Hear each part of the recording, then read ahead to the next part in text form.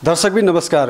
Interview Nepal हेरिराख्नु भएको छ र इन्टरभ्यू नेपालले विभिन्न व्यक्ति विशेषसँगका कुराकानी, विभिन्न धारणा राख्ने, विभिन्न विचारधाराका व्यक्तिहरूसँगको कुराकानी गर्ने क्रममा आज पनि हामी एक व्यक्तित्वसँगको कुराकानीलाई लिएर आएका छौँ र आजको बसाइमा हामीसँग हुनुहुन्छ राष्ट्रिय प्रजातन्त्र पार्टीका केन्द्रीय सदस्य हुनुहुन्छ रामकुमार रिजालजी हुनुहुन्छ। उहाँसँगको समग्र राजनीतिक अवस्था, देशको राजनीतिक गतिशीलता र राप्रपाको महाधिवेशन केन्द्रित रहेर र समग्र देशको पक्षमा, राष्ट्रको पक्षमा, राष्ट्र संस्थाको पक्षमा, एमसीसीको बारेमा समग्र रूपमा कुराकानीलाई लिएर उपस्थित भएका छौँ र कार्यक्रमको सुरुवातमा उहाँलाई स्वागत गर्नेतर्फ लाग्छौँ। कार्यक्रममा स्वागत छ तपाईँलाई। धन्यवाद। पछिल्लो समय केमा व्यस्त हुनुहुन्छ? राजनीतिक गतिविधिमा कतिको सक्रिय हुँदै हुनुहुन्छ? अब अहिले त यहाँहरूलाई पनि थाहै छ कि हाम्रो पार्टीको अहिले विभिन्न जिल्लामा जिल्ला अधिवेशनहरू युद्ध स्तरमा चलिरहेछन्। त्यो अधिवेशन पनि सफल हुँदै गइरहेको अवस्था छ। अब यो हाम्रो कार्तिकको 27 देखि 30 सम्म केन्द्रीय महाधिवेशन हुने हाम्रो निर्णय पनि भइसकेको छ। अहिले यसैमा हामी यसैमा केन्द्रित छौँ। अहिले पार्टीको महाधिवेशनको कुराकानी गर्नुभयो। तपाईँहरूको पार्टीमा अब नेतृत्वमा नयाँ व्यक्ति आउँदै हुनुहुन्छ कि पुनः पुरानै कार्यकाल चाहिँ नयाँ अर्को कार्यकाल पनि पुरानो नेतृत्वले नै चलाउने कस्तो छ तपाईँहरूको सम्भावना पार्टीमा अहिले? अब हेर्नुहोस्, अहिले अलिकति परिवर्तनशील छ।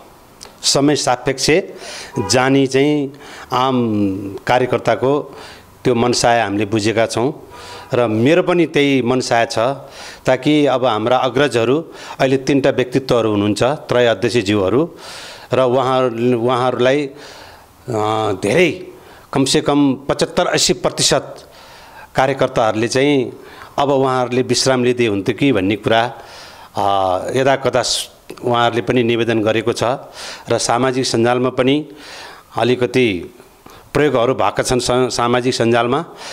तर मलाई विश्वास छ अब यो हाम्रा यी नेतृत्व 3टा नेतृत्व हुनुहुन्छ, त्यो 3टा नेतृत्वले चाहिँ सहज रूपमा युवा दस्तालाई चाहिँ यो एउटा जिम्मेवारी सुम्पिन हुन्छ भन्ने हामीले धेरै ठुलो आशा गरेका छौँ। राष्ट्रिय प्रजातन्त्र पार्टीको केन्द्रीय सदस्य हुनुहुन्छ। विशेष गरी आजको बसाइमा हामी राजनीतिक कुराकानीलाई नै अगाडि बढाउनेछौँ। देशको पछिल्लो समसामयिक अवस्था र विभिन्न जल्दोबल्दो समस्याहरूलाई केन्द्रित रहनेछौँ र सुरुवातमा तपाईँसँग हामी कुरा गर्न चाहन्छौँ देशको राजनीतिक पछिल्लो अवस्था बारे तपाईँ के भन्नु चाहनुहुन्छ? जुन पार्टीहरूको राजनीतिक अस्थिरता आइराखेको छ, यसबारे तपाईँको धारणा के छ? हेर्नुहोस्, यो मलाई एकदम दुःख लाग्छ। विगत 70 वर्षको दौरानमा को इतिहासमा नेपालले एउटा बलियो सरकार प्राप्त गरेको थियो र त्यो बलियो सरकार पनि आम मतदाताले अब यो मुलुकमा बलियो सरकार चाहिन्छ, बलियो सरकार भएन भने विकास हुँदैन भन्ने प्रत्येक दलहरूको हामीले गुनासो सुन्यौँ र त्यसै मुताबिक जनताले पनि एकचोटि विश्वास गरेर बहुमत सिद्ध बनाएर सिंहदरबार पठाएका थिए। तर यो अल्प आयुमै अहिले यो बहुमतको सरकार छेद हुनु भनेको मेरो अलिकति तितो प्रहार हुन्छ र तिखो पनि सक्ला। उहाँहरूको अकर्मण्यताको कारण र उहाँहरूको कमजोरीताको कारण र उहाँहरू यो मुलुक र जनतापट्टि त्यति चाहिँ जिम्मेवार नभएको कारणले गर्दाखेरि आज फेरि मुलुकमा एउटा चाहिँ राजनीतिक अस्थिरता सिर्जना हुने प्रबल सम्भावनाहरू बढ्दै गएको अवस्था चाहिँ पक्कै हो। जस्तो ठुला दलहरूले राजनीतिक अस्थिरता ल्याइराख्दाखेरि तपाईँहरू जुन राप्रपा लगायत अन्य साना दल जो मतगणनाको आधारमा सानो हुनुहुन्छ र सत्तामा तपाईँहरूको सिट सानो भइराख्दाखेरि तपाईँहरूलाई कस्तो प्रभाव पारिराखेको छ यसले? अब हो यसैमा अब यी ठुला भन्ने दलहरूको यो कार्यशैली र उहाँहरूले गरेको जुन व्यवहार जे छ अब त्यसलाई हामीले चाहिँ सुधारेर हिजो हाम्रो जे कमी कमजोरी भयो त्यसलाई सुधारेर अब नेतृत्व वर्गले पनि अब हाम्रो पनि यसमा चाहिँ कमी कमजोरी छ भनेर महसुस गरेर अब नयाँ जेनेरेसनलाई यो चाहिँ परिपाटीहरू बसालिदिने भयो भने कि अवश्य पनि मुलुकले केही कायापलट गर्छ कि भन्ने कुरा हामीले पनि विश्वास लिएका छौँ। जस्तै नेपाली राजनीतिमा विभिन्न किसिमका हस्तक्षेप बाह्य हस्तक्षेप भइराखेको पाइन्छ, विशेष गरी सरकार परिवर्तन हुँदाखेरि होस् या अन्य प्रक्रियामा राजनीतिक हस्तक्षेप बाह्य रूपमा बढी हुन्छ, विशेष गरी भारतीय हस्तक्षेप बढी हुन्छ भन्ने कुरा आइराखेको छ। भारत, चीन लगायत अमेरिका लगायत शक्ति राष्ट्रहरूले चाहिँ नेपालको राजनीतिमा हस्तक्षेप गरिराखेको कुरा आइराखेको छ। तपाईँले चाहिँ समग्र रूपमा यसलाई कसरी हेर्नुभएको छ? हस्तक्षेप तपाईँको 2046 सालबाट जब यता आयौँ, हस्तक्षेप निरन्तर रूपमा बढ्दो छ। आजको दिनसम्म अहिले त झन् तपाईँको छर्लङ्गै के देखियो भने अहिलेको त वैदेशिक हस्तक्षेप यस्तो टड्कारो रूपमा देखियो कि हाम्रो मुलुकपट्टि हस्तक्षेप अहिले यो एमसीसीको बारेले गर्दाखेरि एमसीसीको जुन यो अहिले विरोध छ आम जनमानसमा, यो एउटा आत्मदेखि नै यो एमसीसी चाहिँ मुलुकमा भित्र्याउनु हुँदैन, यसले समस्याहरू ल्याउँछन्। यो एउटा विकासको नाममा हाम्रा दायाँ र बायाँ, पूर्व र के अरे दक्षिण र चाहिँ उत्तरमा जुन विशाल एउटा चाहिँ राष्ट्र छ, त्यो राष्ट्रको बिचमा एउटा सानो मुलुक छ।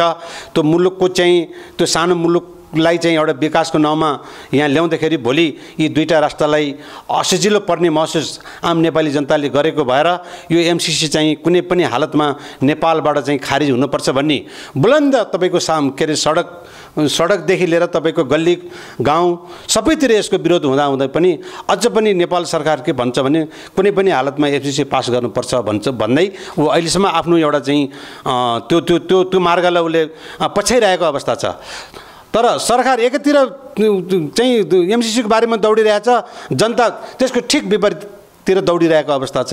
यसले गर्दाखेरि तपाईँको अलिकति समस्याहरू भोलि आउने चाहिँ एउटा अलिकति टड्कारो महसुस मैले पनि गरेको छु।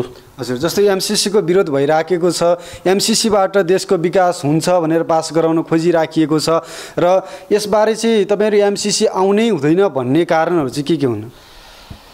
अब यहाँलाई पुनः म जानकारी गराउन चाहन्छु। हाम्रो यो मुलुक, यो मेरो देश हिजोदेखि नै वैदेशिक सहयोगबाट चलेको पक्कै हो। बिना सहयोगले यो मुलुक चल्न सक्दैन भन्ने कुरा पनि आम नेपालीलाई थाहा भएकै कुरा हो।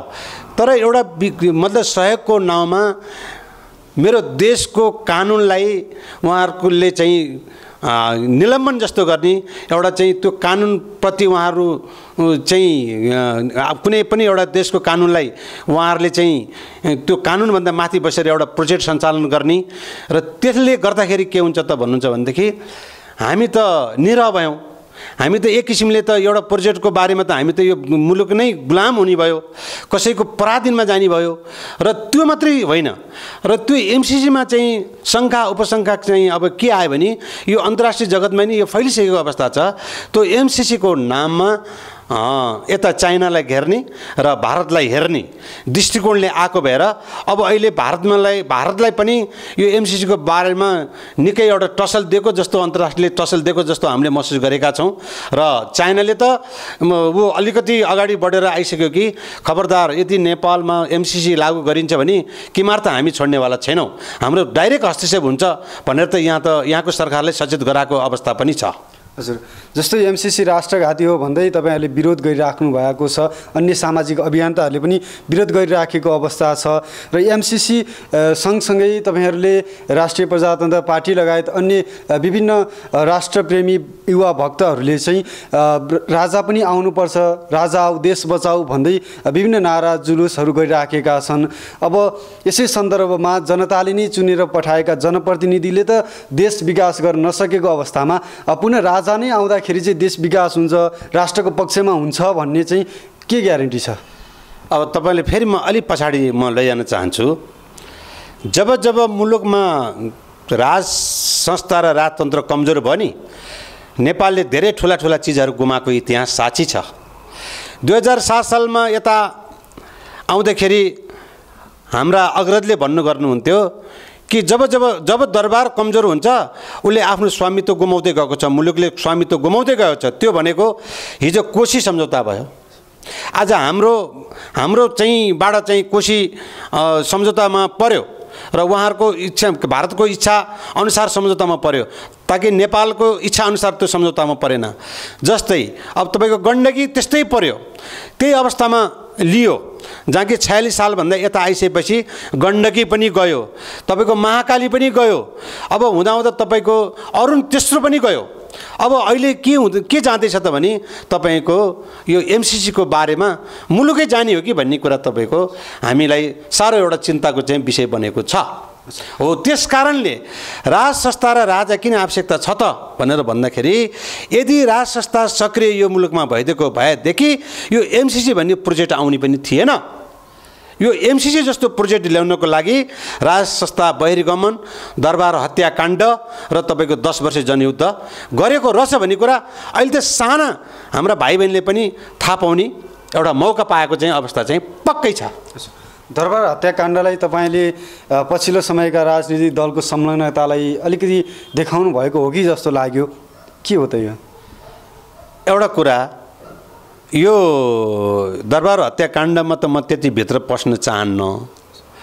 यो यस्तो जघन्य अपराध, यो दरबारभित्र तपाईँको 5000 सेनाको भित्र जब हत्या हुन्छ नि, त्यो सानोतिनो योजनाले त्यो हत्या भएको त जो कोहीले पनि विश्वास गर्न सक्दैन। त्यस कारणले यो हामीलाई शङ्का छ। अहिले आएर हामीलाई शङ्का के लाग्यो भने कति दलहरू त यसमा सम्मिलित थिएनन्, किनभने हिजो प्रमाणित थियो कि दरबारको विरुद्धमा त 10 वर्ष जनयुद्ध गरे, त्यहाँमाथि तपाईँको राजनीतिक परिवर्तन गरे कि मतलब यो दरबारप्रति निकै ठुला आरोपहरू उहाँ दरबारप्रति तर्स्याइएको थियो। यो कारण किन तर्स्याइएको रहेछ त भन्दाखेरि यही आखिरीमा विदेशी भित्र्याउने अनि यो विदेशीको स्वामित्वमा मुलुकलाई पठाउने अनि उनीहरूसँग पराधीन भएर मुलुकले बाँच्न पर्ने यो अवस्था आउन लाग्यो। त्यो अवस्था आउन नदिनको लागि अहिले राष्ट्रवादी शक्तिहरू अहिले सडकमा प्रदर्शन प्रत्येक दिन भएको यहाँहरूले पनि देख्नै हुन्छ र यो प्रदर्शन त्यति रोकिनेवाला पनि छैन। यो कुनै पनि हालतमा एमसिसी यो खारिज भएर जानुपर्छ भन्ने कुरा चाहिँ हाम्रो राष्ट्रवादी र आम नेपालीको यो धारणा चाहिँ एकैबद्धता भएको मैले महसुस गरेको छु। जस्तो राज संस्था बलियो नहुँदाखेरि देशमा भएका विभिन्न राजनीतिक परिवर्तनदेखि राष्ट्रलाई भएको विभिन्न घाटाको बारेमा कुराकानी गरिराख्दाखेरि जस्तो जनताहरूद्वारा चुनिएका र जनताको त्याग बलिदानले आएको लोकतन्त्र प्रजातन्त्रलाई त राज संस्था आइसकेपछि त त्याग्नुपर्छ नि। स्वतन्त्र रूपमा जुन नागरिकहरू पहिलाको जस्तो हिडुल गर्न नपाउलान्, आफ्ना गतिविधि आफ्ना स्वेच्छाले हिँड्न नपाउलान्, राज संस्था आइसकेपछि त फेरि पनि देश त कुण्ठित हुने अवस्था छ नि, नागरिक कुण्ठित हुने अवस्था छ नि। एउटा कुरा, राजतन्त्र सक्रिय हुँदाखेरि पनि नागरिक अधिकार हनन भएको थिएन। यो राजनीतिक दलहरूको यो प्रोपोगन्डा मात्रै हो। जहाँ कि त्यो बेला पनि तपाईँको 2046 सालको आन्दोलनमा पञ्चायतलाई बहिर्गमन गराएर प्रजातन्त्र त पूर्ण बाली भएको हो नि। त्यो पूर्ण बाली हुँदाखेरि पनि त नेपाली जनताले स्वतन्त्रता आम रूपमा पाइरहेको अवस्था थियो। तर त्यो स्वतन्त्रताले पनि नपुगेर अहिले तपाईँको जुन अहिले लोकतान्त्रिक गणतन्त्र भन्ने जुन अहिले व्यवस्था आएको छ, आज यो व्यवस्था आएको 14 वर्ष पुगेर 15 वर्ष लाग्यो। आज यो 14-15 वर्षको दौरानमा मुलुकमा राजनीतिक अस्थिरता त झन् झाँगिएर गएको छ। भ्रष्टाचारले तपाईँको नेटो काटेको छ अनि तपाईँको के अरे तपाईँको न्याय मरेको छ, तपाईँको अदालत पार्टीगत सिस्टमले चलेको छ। अब त्यही तपाईँ अहिले म बुलन्द म एउटा उदाहरणै दिन्छु। अहिलेको सरकार त वास्तवमा परमादेशी सरकार भन्ने त प्रतिपक्षले नै व्यापक गरेकै अवस्था हो। परमादेशको सरकार अहिले बन्ने अवस्था आयो। किन त भन्दाखेरि यो मुलुकले यो गणतन्त्रभित्र यो तपाईँको संहिता, यो धर्मनिरपेक्षता जुन तपाईँको लागू गरियो त्यो देशको लागि महाकाल हो। यसले यो मुलुक सिद्ध्याउन बेर लाग्दैन, किनभने संहिता यो मुलुकले तान्न सक्दैन। आज 5 विकास क्षेत्रलाई त यति चाहिँ सानो आकारमा तपाईँको चाहिँ विभाजित गर्दाखेरि त त्यसलाई हामीले चाहिँ राम्रोसँग हामीले त्यसलाई व्यवस्थापन गर्न नसकेको अवस्थामा आज तपाईँको 7वटा प्रदेश खडा गरेर आज तपाईँको 884 जना तपाईँको चाहिँ प्रतिनिधिहरूलाई चाहिँ संरक्षण गर्न र उहाँहरूलाई पाल्न उहाँहरूको चाहिँ सेवा सुविधा यो मुलुकले प्रदान गर्न सक्छ। आज त्यही प्रदान गर्न नसकेको हुनाले त्यही क्षमता मुलुकको नभएको हुनाले आज तपाईँको 17 खरब त नेपालले ऋण भार बोक्नु परेको छ ताकि तपाईँ हाम्रो टाउकोमा 57,000 चान्चुन्द आज ऋण मतलब पुगिसकेको अवस्था छ। अब यही अवस्था तपाईँको 10-15 वर्ष जाने भने त मुलुक त ऋणले त चुरुलमा डुबेर हामी त असफलतिर त जाने त निश्चित छ। हो त्यस कारणले हामी जस्तो राष्ट्रवादी अभियन्ता र यो राष्ट्रवादी पार्टीले यसको विरुद्धमा बुलन्द आवाज उठाउनु पर्छ भनेर हामी अहिले कम्मर कसेर लागेका छौँ। जस्तो सङ्घीयता आएपछि आर्थिक भार त बढ्यो, यो स्वाभाविक हो र सबैले थाहा पाएकै कुरा पनि हो र सङ्घीयता सँगसँगै तपाईँले अहिले पनि भन्नुभयो धर्मनिरपेक्षताले पनि राष्ट्रघाती काम गर्यो भन्नुभएको छ। धर्मनिरपेक्षताले कसरी चाहिँ राष्ट्रघाती काम गर्यो? तपाईँहरू किन असन्तुष्ट हुनुहुन्छ धर्मनिरपेक्षताको बारेमा? धर्मनिरपेक्षता प्रति हाम्रो असन्तुष्टि एउटा के भन्नुहुन्छ भने एउटा राष्ट्रको पहिचान हो। त्यो संसारमा तपाईँको मुसलमानमा त्यहाँ धर्मनिरपेक्षता भनेर घोषणा गर्न सक्छ? मुस्लिम देशमा त्यहाँ मुस्लिम देशै हुन्छ नि, मुस्लिम देश भनेर परिचय दिन्छन् संसारमा। तर क्रिस्चियनको देशमा क्रिस्चियन भनेर परिचय दिन्छन्। एउटा संसारमा तपाईँको 2 अरब चान्चुनको एउटा आस्थाको केन्द्र तपाईँको नेपाल एउटा हिन्दू अधिराज्य मुलुक भएकोमा आज तपाईँको चाहिँ धर्मनिरपेक्षता घोषणा गर्दाखेरि त्यहाँ तपाईँको भोलि त धार्मिक द्वन्द्व नआउला भन्ने कुरा त सक्दैन। ताकि किनभने हाम्रो त अहिले पनि 81-82% त हामी हिन्दू त छँदैछौँ र त्यो भोलि अरू धर्म बढ्दै जाने हो, हाम्रो चाहिँ हिन्दूहरू छायामा पर्दै जाने भने त्यसको बारेमा तपाईँको धार्मिक कुराहरू सडकमा आउन सक्छन्। त्यो धार्मिक कुरा सडकमा आइसकेपछि तपाईँको त्यहाँ तपाईँको धार्मिक झगडाहरू हामी दाजुभाइमा पर्न सक्ने सम्भावना हुन्छ। यदि त्यो झगडा धार्मिक झगडा मुलुकमा पऱ्यो भने त्यो सिद्धियो भन्ने कुरा तपाईँहरूले अनुमान गरे हुन्छ। हो त्यसको बावजुद यो मुलुकमा हिजो हाम्रा आदिम कालदेखि ताकि 5000 वर्ष अगाडिदेखिको हाम्रो इतिहास छ। त्यो इतिहासबाट यता आउँदाखेरि हामी त्यो बेलादेखि नै हाम्रो यो मुलुक हिन्दू अधिराज्य हो, हिन्दू अधिराज्य मुलुक हो। ताकि संसारले चिन्छन् कि यो मुलुक मठ मन्दिरले भरिएको मुलुक हो। यो एउटा यो पुरातत्व चिजमा पनि संसारभन्दा पुराना चिजहरू यो मुलुकमा भएको हुनाले संसारका पर्यटनहरूको एउटा तपाईँको केन्द्रबिन्दु यो मुलुक हुन्थ्यो। तर यो राजनीतिक परिवर्तनले गर्दाखेरि आज तपाईँको दिनानुदिन पर्यटनहरू पनि वैदेशिक पर्यटनहरू पनि घट्दो अवस्था छ र देशको ऋण भार बढ्दो छ र यहाँका चाहिँ आवश्यकताभन्दा बढी तपाईँको निर्वाचित जनप्रतिनिधिहरू कायम गरेका छन्। त्यसले सारातिरबाट तपाईँको चाहिँ यो क्षमताभन्दा पनि बढी चाहिँ तपाईँको यो संरचनाहरू बनाइरहँदाखेरिको आज मुलुकलाई साह्रै अप्ठ्यारो परेको अवस्था छ। तर ठुला दलहरू उहाँहरूलाई पनि थाहा छ तर उहाँहरू बोल्न अहिले सक्नु भएको अवस्था छैन। यो के हो त भन्दाखेरि यो मुलुकको पार्टीहरूले यो आफ्नो बलबुताले यो प्राप्त गरेको पनि होइन।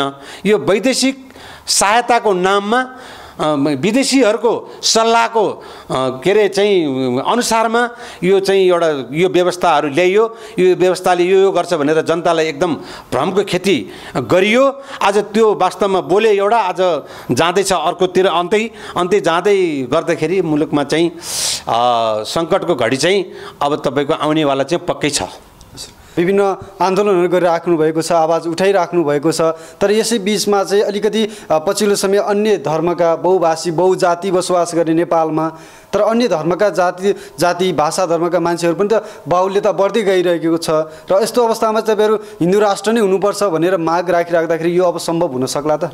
यस्तो छ, यो वैदिक सनातन धर्मभित्र हिजो जति पनि धर्महरू आश्रितमा थिए नेपालभित्र ती सबै हिजो संरक्षणमै थिए। किनकि सनातनी हिन्दू धर्मको संरक्षणमा थिए। त्यहाँ कहिले पनि तपाईँको चाहिँ धार्मिक हिसाबमा चाहिँ कहिले पनि मतभेद यो मुलुकमा भएको इतिहास छैन, होइन। तर अहिले चाहिँ के भयो त भने वैदेशिक हस्तक्षेप बढ्नुको कारण चाहिँ यो धार्मिक आस्थामा चाहिँ आँच ल्याउने मेन कुरा चाहिँ उहाँहरूले चाहिँ गरिदिएको हुनाले यहाँ जात जाति भाषाभाषीलाई चाहिँ तपाईँको अलिकति उत्साहजनक चाहिँ तपाईँको उहाँहरूले चाहिँ गाइडनेस गरिदिने जस्तो बुद्ध पनि हाम्रो चाहिँ तपाईँको हिन्दू सनातनीभित्रको त बुद्ध पनि हो नि अनि तपाईँको चाहिँ हाम्रो के भन्छ हाम्रो यो अर्को एउटा चाहिँ प्रकृतिसँग चाहिँ रमाउने एउटा त तपाईँको चाहिँ जनजातिहरू हुनुहुन्छ उहाँ एउटा प्रकृतिलाई चाहिँ मान्ने पूजन गर्ने उहाँहरू पनि एउटा शिवजीकै एउटा चाहिँ आकारभित्र उहाँहरू पनि पर्नुहुन्छ भने अब मुसलमानहरूले के भन्नु उहाँहरूको मुसलमानीहरू चाहिँ के भन्नु उहाँहरूको चाहिँ धारणा हामीले के बुझेका छौँ भने यो मुलुकमा हिन्दूहरूको बाहुल्यता रहेर हिन्दू अधिराज्य भयो भने हामी पनि सुरक्षित हुन्छौँ है यदि हिन्दूहरूको चाहिँ यो बाहुल्यता भएन भने भोलि अरू धर्मले चाहिँ बाहुल्यता भयो भने हामी सुरक्षित हुन सक्दैनौँ भनेर त उहाँले विभिन्न मिडियामा बोलेको कुरा पनि यहाँलाई थाहै छ तर यो एउटा चाहिँ साम्प्रदायिक चाहिँ भावनामा चाहिँ यो मुलुकलाई लैजाने जुन चाहिँ वैदेशिक शक्तिहरूको चाहिँ एउटा ठुलो योजना छ यो योजनालाई असफल बनाउन चाहिँ हामी लागिरहेछौँ जस्तो पछिल्लो गतिविधि हेर्दाखेरि तपाईँहरू सडक ततै राख्नुभएको अवस्था छ निरन्तर रूपमा कहिले महिनाको 1-2 पटक हुन्छ या दैनिक रूपमा पनि कार्यक्रमहरू गरिराख्नु भएको छ तपाईँहरू देशव्यापी रूपमा जुन राष्ट्रवादी हुनुहुन्छ तपाईँहरू एकता भइराख्नु भएको छ विभिन्न समूहहरू बनाइराख्नु भएको छ र यसले चाहिँ अब तपाईँहरू अझै ठुलो आन्दोलनमा जाने तयारीमा हुनुहुन्छ कि अब निरन्तर रूपमा सानोतिनो कार्यक्रमहरू मात्र गरिराख्नुहुन्छ होइन हाम्रो यो तपाईँको हामी यसलाई त्यसै हामी सजिलो तरिकाले हामी छोड्दैनौँ हाम्रो विभिन्न चाहिँ अभियन्ताजीहरूसँग पनि सल्लाह भएर हामीले एउटा शक्ति आर्जन गर्दैछौँ ताकि हाम्रो एउटा मोर्चा पनि बनिसकेको अवस्था छ राष्ट्रवादीहरूको एउटा मोर्चा बनेर आन्दोलन पनि सडकमा पनि निस्किसकेको अवस्था छ अब यो हाम्रो बढ्ने क्रम छ हाम्रो घट्ने क्रम छैन र यसले चाहिँ हामी यो राष्ट्रवादीहरूले चाहिँ आन्दोलन चाहिँ छेड्ने हाम्रो चाहिँ योजना चाहिँ पक्का छ जस्तो यस्तो आन्दोलन गरिराख्दाखेरि तपाईँहरूलाई साथ समर्थन पूर्व राजाको छ कि छैन राजा हाम्रो मात्रै होइन अहिले भन्ने गरिन्छ 3 करोड जनता र मुलुकको साझा सम्पत्ति हो त्यो मेरो मात्रै व्यक्तिगत होइन यो मुलुकको गहना हो राज संस्था भनेको यो देशको गहना हो राज संस्था हुन्थ्यो भने न चाइनाले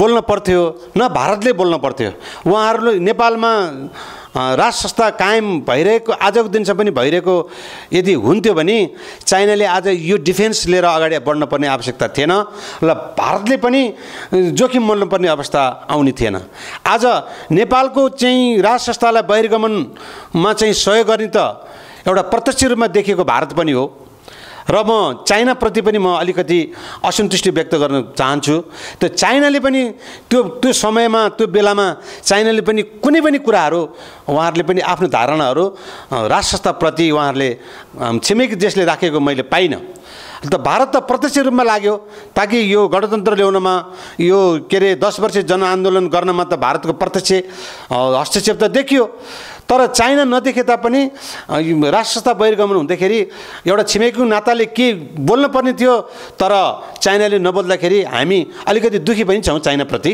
यसको बारेमा चाहिँ अहिले आएर चाइनाले पनि ठुलो महसुस गरेको हुनसक्छ कि नेपालमा राज संस्था नहुँदाखेरि आज हामीलाई एमसीसीको नाउँमा टसल दिने चाहिँ कोसिस गरेको छ भन्ने कुरा त चाइना सरकार पनि त वास्तवमा सचेतै होला र यहाँको नेपालको राज संस्थाको महत्त्व के रहेछ कसो रहेछ भन्ने कुरा त हामीले भन्दा त धेरै गुणा माथि बुझेको हुनुपर्छ चाइनाले आज यही अवस्था अब आउन नदिनुलाई हाम्रा 2 छिमेकी मुलुकले पनि नेपालको बारेमा राज संस्था राख्दाखेरि मतलब चाहिँ राम्रो हुन्छ कि नराख्दाखेरि राम्रो हुन्छ भनेर गम्भीर समीक्षा गर्नुपर्ने अब टड्कारो अवस्था चाहिँ पक्कै छ अच्छा जस्तो राज संस्था भनिराख्दाखेरि नेपालीले चिन्ने भनेका पूर्व राजा ज्ञानेन्द्र शाहलाई चिन्छन् तपाईँहरू राज संस्थामा पुनः पनि ज्ञानेन्द्र शाहलाई ल्याउने तयारी हुनुहुन्छ कि अब नयाँ राजा नयाँ थर नयाँ परिवेशका आउनुपर्छ भन्ने सोचमा हुनुहुन्छ यस्तो हुन्छ पहिला त हामीले त राज संस्थाको हामीले चाहिँ आशा गरेको हो। अब त्यो राज संस्था पुनः बहाली भइसकेपछि त्यहाँ त अब सिरपेज लाउने त जो कोही पनि अब त्यहाँ सिरपेज लाउन सकिन्छ नि त। तर राजा हुनलाई पनि त कति कुराहरूको त्याग तपस्या त्यसको क्षमता त्यसका चाहिँ हरेक कुराहरू त्यहाँ त्यो भित्र रहनु भएको हुनु पर्यो नि हैन। अब त्यो सामान्य कुरा त त्यो होइन, त्यो धेरै मतलब चाहिँ अब एकदम ठुलै हैन विचारको चाहिँ हुनु पर्यो। र त्यस कारणले चाहिँ हामीले चाहिँ अहिले राज संस्था चाहिँ पुनः बहाली र हिन्दू राज्य तपाईको धर्मनिरपेक्षता खारिज र हिन्दू अधिराज्यको चाहिँ हामीले यसको लागि हामी अगाडि बढेका छौँ। तर यो कुनै पनि हालतमा यो मुलुकमा यो पुनर्स्थापित हामीले गर्न सकेनौँ भने मुलुक चाहिँ तपाईको सिरिया अफगानिस्तान नहोला भन्ने बेर छैन। यो चाहिँ यसमा चाहिँ हामी साह्रै चिन्तित छौँ। जस्तो तपाईँले भर्खरै मात्र भन्नुभयो राज संस्था स्थापना गर्नको लागि पुनः राज संस्था ल्याउनको लागि दुई छिमेकी राष्ट्रले पनि सहयोग गर्नुपर्छ, समर्थन जनाउनुपर्छ भन्नुभयो। तर नेपालको राज संस्था ल्याउन किन आवश्यक पर्यो दुई छिमेकी राष्ट्र? किन नेपालीले मात्र ल्याउन सक्दैन? आज एउटा तपाईँको यही ज्वलन्त उदाहरण म यहाँलाई दिन्छु। आज एमसिसीको बारेमा त संसारमा एउटा तपाईँको तहल्का मचिरहेको छ नेपालको कन्टेस्टमा होइन। यदि चाहिँ त्यो नेपाललाई मात्रै हेरेर त अमेरिकाले त्यो एमसिसी ल्याउन खोजेको होइन, जबरजस्ती ल्याउन खोजिरहेछ। त्यो कसको लागि ल्याउन खोजिरहेको त भने नेपाललाई हेर्ने, तिब्बतलाई घेर्ने या चाइनालाई घेर्ने उसको प्रमुख योजना हो। त्यो त डिक्लेयरै भइसकेको कुरा हो। मैले यसमा कन्जुसाइ लिएर बोल्नुपर्ने अवस्था छैन। मैले अब चाइना बोलिसकेको छ, अरू मित्र राष्ट्रहरू पनि बोलिसकेको अवस्थामा अब यो एमसिसीको चाहिँ यो हाम्रो यो 7-8वटा राष्ट्र जुन सार्क राष्ट्रको एमसिसीको चाहिँ अध्यक्ष चाहिँ भारतका चाहिँ वर्तमान सरकारलाई दिएको रहेछ। त्यसको चाहिँ कमान्ड गर्ने भारतका सरकारलाई दिएको रहेछ। अब त्यो सरकारले चाहिँ भारतीय सरकारले चाहिँ यो एमसिसी चाहिँ लागू गर भनेर चाहिँ यो नेपाल सरकारलाई पनि प्रेसराइज गरेको रहेछ। तर यहाँ जनताको चाहिँ एमसिसी विरुद्धकोमा चाहिँ सडकमा जब प्रदर्शन देखियो भारत पनि अलिकति ऊ सोच्न बाध्य भयो।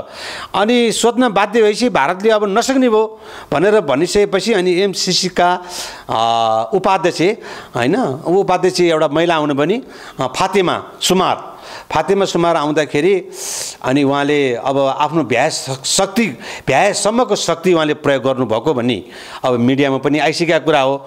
उहाँ प्रत्येक दलको घरमा जाने, प्रत्येक दलसँग संवाद गर्ने, यो एमसिसी तपाईँहरूले छोड्नु हुँदैन, हाम्रो यत्रो चाहिँ योजना छ, यो योजना तपाईँहरूले मिस नगर्नुहोस्, हामी तपाईँहरूको लागि नै गर्ने हो भनेर उहाँले जबरजस्ती लालिपपहरू खुवाएर जानुभयो भन्ने कुरा छ।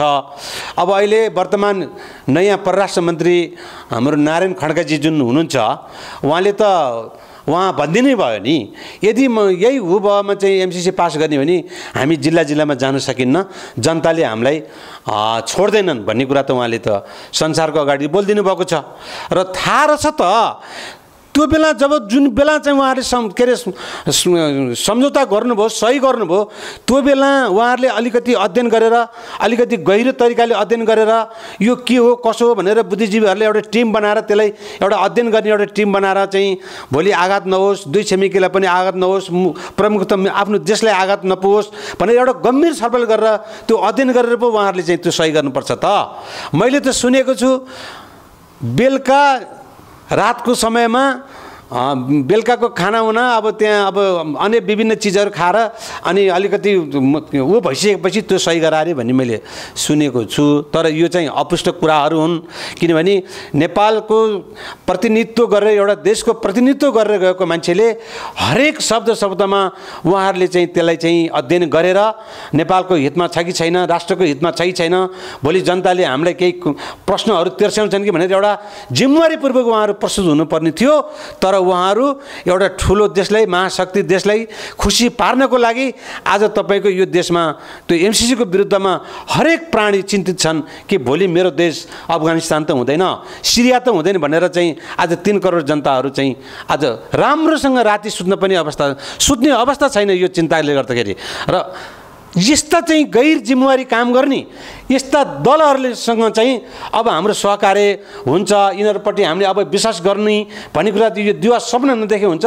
अब आउने चुनावमा जुन स्थानीय चुनाव 6-8 महिनापछि हुँदैछ, त्यसपछि प्रदेशको चुनावहरू होला, सङ्घीय चुनावहरू होला, त्यसमा चाहिँ म यही मिडियाबाट सम्पूर्ण चाहिँ नेपाली दाजुभाइ तथा दिदीबहिनीलाई के भन्छु भने यी दलहरूले यिनीहरूले सुख सहयोगले यो देशलाई अमन चयन चाहिँ एउटा के अरे प्रगतिको दिशातिर र विकासको दिशातिर उन्मुख गराउँछन् भन्ने आशाले तपाईँ हामीले चाहिँ दिनभरि लाइन बसेर मतदान गरेर उहाँहरूलाई बहुमत सिद्ध बनाएर त्यो ठाउँमा पठाएका थियौँ। तर उहाँहरूबाट केही पनि आशा हामीले न यो देशले राख्न सक्यो न जनताले राख्न सके। र यस्ता पात्रहरूलाई तपाईँहरूले अब आउँदाखेरि जिल्लामा आउँदाखेरि यो प्रश्न गरेर तपाईँहरूले उहाँहरूलाई तिरस्कार गरिदिनु भयो भने अवश्य पनि उहाँहरू पनि सच्चिने हुन्थ्यो र तपाईँ हामी पनि सच्चिन बाध्य हुन्थ्यौँ भन्ने मेरो चाहिँ सम्पूर्ण दाजुभाइ तथा दिदीबहिनीहरूले यो मेरो निवेदन छ। जस्तो पछिल्लो समय एमसीसीलाई मुख्य विषय बनाइराख्दाखेरि देशको सिमाना लुटिराखिएको छ, भारतले पनि मिचिराखेको छ, सीमा क्षेत्रमा विभिन्न किसिमका नेपालीहरूलाई आक्रमण गर्ने, नेपालीको हत्या गर्ने जस्ता अजगन्य कामहरू भइराखेको छ, दमन बढिराखेको छ भारतको। तर यो विषयमा चाहिँ पछिल्लो समय तपाईँहरू राष्ट्रप्रेमी युवाहरू, युवा शक्ति लगायत अभियन्ताहरू चाहिँ यो विषयमा चाहिँ अलिकति पछि भइराख्नु भएको छ। एमसीसीलाई मात्र टार्गेट बनाइराख्दाखेरि देशको सिमाना चाहिँ लुटिराख्दाखेरि चाहिँ तपाईँहरू के गर्दै हुनुहुन्छ? सिमानामा यो रोग तपाईँको आजको होइन, सिमाना मिट्ने यो भारतको यो पुरानो रोग हो। र अहिले आएर फेरि चाइनाले पनि यहाँ पश्चिमको यो एउटा उसमा चाहिँ चाइनाले नै मिच्यो भनेर यहाँ एउटा कमिटी नै नेपाल सरकारले गठन गरिदिएको छ। हिजो केपीजीको पालामा त्यो गठन भएन, अहिले काङ्ग्रेसको प्रधानमन्त्री भएपछि तपाईँको त्यो गठन भएको भन्ने कुरा सर्वत्र तपाईँको चर्चाको विषय बनेको छ। र भारतप्रति जब त्यत्रो चाहिँ सिमानाहरू मिचिएका छन् तर यहाँका दलहरू त्यो प्रश्नै उठाउन चाहन्नन्। त्यो प्रश्न नउठाउनु कारण के हो? अब अस्ति एकजना धामी भाइ तुइनमा चाहिँ जाँदै गर्दाखेरिहरू तुइन काटेर उहाँको चाहिँ हत्या, एक किसिमले त्यो हत्या भयो। तर त्यसको बारेमा नेपाल सरकार त्यति साह्रो अगाडि बढेको जस्तो लाग्दैन, सामान्य ढङ्गले अगाडि बढेको छ। तर जसरी अगाडि बढ्नु थियो त्यो अवस्थामा नेपाल सरकार अगाडि बढेन। र आयो कुरा चाइनाको कुरा आयो, चाइनाले पनि सिमाना मिचेको छ भन्ने कुरा आयो। अब यहाँ अहिले के देखिन्छ भने अहिले नेपाली काङ्ग्रेसको सरकार छ, ऊ चाइनापट्टि एग्रेसिभ छ र चाइनापट्टि एग्रेसिभ भएको हुनाले उसले कमिटी गठन गरेर सिमाना मिचेको अध्ययन टोली गठन गरेको छ। यता तपाईँको दक्षिणी भारततिर विगतदेखि त्यत्रा चाहिँ तपाईँको चाहिँ हेक्टर जमिनहरू मिचेको छ, त्यतातिर एउटा कमिटी गठन गर्दैन, त्यसको अनुसन्धान कमिटी गठन गर्दैन भनेपछि यहाँ तपाईँको के हुन्छ त भने एउटा प्रजातान्त्रिक छ, प्रजातान्त्रिक समाजवाद भन्छ आफूलाई, र अर्को एउटा साम्यवाद छ। साम्यवाद आयो चाइनालाई पट्टि ढल्किने, समाजवाद आयो भारततिर ढल्किने हो। यस्तो परिपाटीले मुलुक तपाईँको यो दुईटा महाशक्ति राष्ट्रलाई सँगसँगै लिएर हिँड्न सक्दैन नि। कारण के त भने यो मेरो पक्ष र उसको पक्ष भन्ने यो जब तपाईँको भागभण्डा भयो छिमेकीमा पनि, त्यसले गर्दाखेरि मुलुक सिद्धिन सक्ने सम्भावना छ। त्यसै कारणले यहाँ तपाईँको यो मुलुकमा राष्ट्रपति प्रथा पनि एक किसिमले तपाईँको असफल भइसकेको अवस्था छ। किनभने पार्टीप्रति आस्था हुने राष्ट्रपतिले मुलुकलाई डोर्याउन सकिँदैन। यो त मुलुकको साझा राष्ट्रपति यो मुलुकले पाउन कदापि सक्दैन। किनभने यहाँ पार्टीमा ट्याग नलागेको मान्छे तपाईँको राष्ट्र प्रमुख हुनै पाउँदैन। जब पार्टीको ट्याग लगाइसकेपछि पार्टीप्रति वफादार हुनलाई उहाँहरूलाई कसैले छेक्दो रहन्छ। त्यस कारणले यो मुलुकमा तपाईँको राष्ट्रपति प्रथा र यो दल प्रथा, म त दल पनि तपाईँको असफल भइसक्यो। र यो तपाईँको हिजो पञ्चायतमा सीमित दल थिए, ती सीमित दलले अलिअलि केही गर्न खोजेको थिए, अहिले बहुल दलले मुलुकलाई बिगारेको छ। अब नेपालको समृद्धि, नेपालको भलाइको लागि चाहिँ अबको विकल्प के हुनसक्छ? जुन जनताले चुनेर पठाएका जनप्रतिनिधिले पनि देशको पक्षमा काम गर्न नसकिराख्दाखेरि राज्यमा अब के को आवश्यकता छ, अब के भए चाहिँ देश विकास समुन्नत गर्न सकिन्छ, नेपालको उन्नति विकास र बाह्य हस्तक्षेप पनि कम गर्न सकिने, समग्रमा राष्ट्र पक्षमा चाहिँ आउनको लागि के आवश्यक छ नेपालको लागि? अब यो परिवर्तनशील छ। परिवर्तनशील चाहिँ के भनेर म तपाईँलाई जानकारी गराउँछु भने अहिलेको जति पनि जुन जुन पार्टीमा जति जति नेतृत्व गरेका छन् नि र उहाँहरूबाट अब यो मुलुक चल्न सक्दैन। अब उहाँहरूले हरेक पार्टीका यो 65 वर्षदेखि माथिकाले अब विश्राम लिए हुन्छ। किनभने म उहाँहरूप्रति किन मैले यो तितो प्रहार गरेको भन्नुहुन्छ भनेदेखि उहाँहरू संसार घुमेर आउनुहुन्छ, संसारको नक्सा हेरेर आउनुहुन्छ, संसार देश कसरी चलेको छ भनेर पनि उहाँहरू बुझेर पनि आउनुहुन्छ, अध्ययन गरेर पनि आउनुहुन्छ, तर आफ्नो मुलुकमा लागू किन गर्नुहुन्न? उहाँहरूलाई के कुराले बाधा अड्चन उहाँहरूले केले गर्यो त्यो पनि उहाँहरू नभन्ने, विकास विकास विकास भन्ने, विकास नगर्ने, मुलुकलाई जहिले पनि एउटा तपाईँको सीमित दायराको भित्र राखेर आज चाहिँ तपाईँको चाहिँ के अरे जनताको भविष्यमाथि खेलवाड गर्ने उहाँहरूको अधिकार छ। आज कमसे कम 50 लाखभन्दा माथि युवाहरू आज विदेश पलायन भएका छन्। त्यहाँ विदेश पलायन हुनु भनेको त्यो कम पीडाले उहाँहरू विदेश पलायन हुनुभएको छैन, तर त्यो पीडा कसले सुन्ने, कसले देख्ने? आज त्यही 50 लाख युवाहरूकोले कमाएको एउटा केही प्रतिशत यहाँ पठाएको भरमा उहाँहरू सरकार सञ्चालन गर्नुहुन्छ। आखिरमा ती विदेशीका युवाहरूको बारेमा उहाँहरू चिन्तित हुनुहुन्न। यसको कारण के हो भन्दाखेरि उहाँहरू सक्षम हुनुहुन्न, उहाँहरू असक्षम हुनुहुन्छ र उहाँहरूलाई फेरि यस्तै अर्को 10-15 वर्ष नेतृत्व दिएन भने मुलुक भयावह अवस्थामा मुलुक प्रवेश गर्छ। जस्तो हामी कार्यक्रमको अन्तिममा पनि छौँ र सम्पूर्ण हाम्रो भिडियो हेरेर बस्नुहुने दर्शकको लागि के भन्न चाहनुहुन्छ तपाईँ?